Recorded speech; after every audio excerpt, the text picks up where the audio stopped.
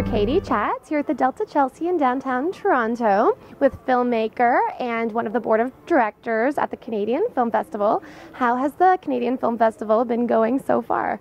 It's been going great, and it's great we're finally doing this. We've been chasing each other to do this interview for a while, so thanks for coming down. The Canadian Film Festival is doing great. We're back. We're in full force.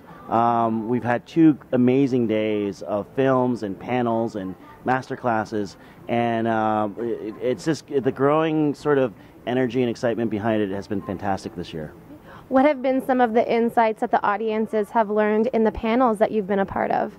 I think the audience has been taking away a lot of great sort of information. There's 2 things that we do. There's the education side of things, where we try to offer panels and master classes to filmmakers and film lovers, and then there's the screenings that we do every night. And from the panels, it's just great for you know, not just filmmakers. We get a lot of filmmakers, independent filmmakers, writers, actors, people in the business that come out to these panels. We get the general public too, the general film lover that comes out and gets to hear straight from, you know, Ed Gastonley, who directed Last Exorcism Part 2, or Anita Duran, who's directed The Lesser Blessed, to our own filmmakers, Alex Boothby, who's closing the festival with Mr. Viral, and Sandra Feldman, who did Please Kill Mr. Know-It-All. They get to hear right from the source how they made their films, the struggles they've gone through, the things that they had to overcome, and also the success and the victories they've had.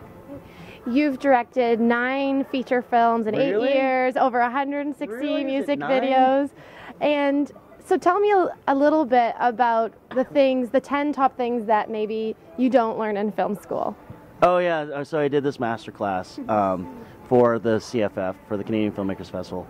And the masterclass, I've done it before, but the one thing that Bern Euler is the executive director. I think you've interviewed him, right? Yeah, he's a great guy. He's one of my best friends. And this year, we sat down, and when we were kind of working out what we wanted to do at the festival, I said, listen, why don't I offer the masterclass on the first day and sort of kick it off with this sort of, hey, let's get all these filmmakers together. I'll try to tell them as much as I know in 7 hours. So 7 hours of me talking at the front of the class.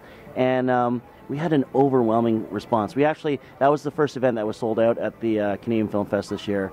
The masterclass sold out within days, and then we released even more spots. Those spots filled out in an hour, and then we took a couple more. So there was over 60 people at this class. And I don't know if you've talked to 60 people for 7 hours to try to keep them captivated and listening. And it was great. They were there. They participated.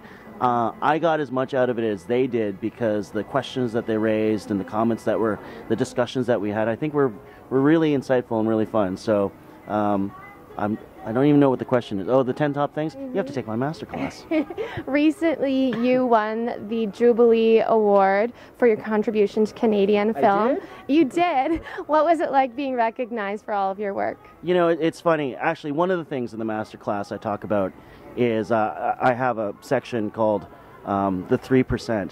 And the 3% to me is, in a filmmaker's life, 3% of your life is fun. It's full of perks. It's full of red carpets. It's full of awards. It's full of the things that make filmmaking fancy. It's not the reason why we make movies, but every once in a while you encounter 3%. And I call it 3% because out of 365 days, 3% is like 11 days.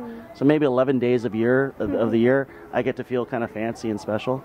And certainly getting the Diamond Jubilee medal was, it was really nice. I mean, it was unexpected, and it was really for my mom and dad more than me, but it was very, very nice.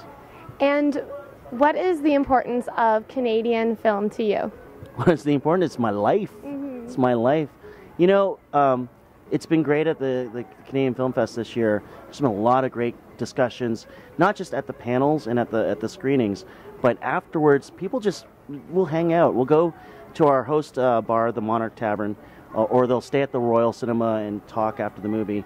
And there's a vibrant, vital, and sort of energetic community of filmmakers coming up right now, and in my peer group and the peer group under me, and even in the peer group over me, that I think is just it's burgeoning, and there's been this talk of the death of Canadian film, but I think it's a rebirth right now, and we feel it. We've certainly felt it the last 2 days at the Cannes Film Fest, and we're hoping that all the way up to Saturday, these filmmakers that come out and these film lovers that come to see the film, they feel this energy that we have as well.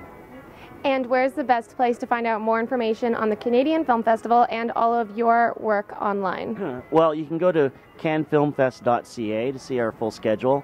On it's Friday, right? Mm-hmm. So Friday night we have 2 great films, The Disappeared, and we also have sorry. Yes, because I've been into Skull World. How can I forget Skull World? Justin McConnell's crazy. It's an amazing movie. You have to see it to believe it. But The Disappeared is a fantastic movie, all set on a boat. How do you do that? Everything's on a boat. Skull World, you have to see it to believe it. And then on the final day, we have our short screenings. We have a great doc on the Toronto independent music scene called The Scene. Mm-hmm. And then we close the festival with Alex Boothby's sort of opus on the evils of advertising called Mr. Viral. Mm-hmm. So cannesfilmfest.ca. For me, you can go to warrensonoda.com. I'm always on Facebook, so that's how we communicate usually. So. Mm-hmm. Thank you so much, Warren. It was lovely chatting with you, and best of luck with the festival. Thank you, Katie's Chats. I'm glad we're able to finally do this. Me too. I'm Katie Ullman reporting for Katie Chats here at the Delta Chelsea in downtown Toronto.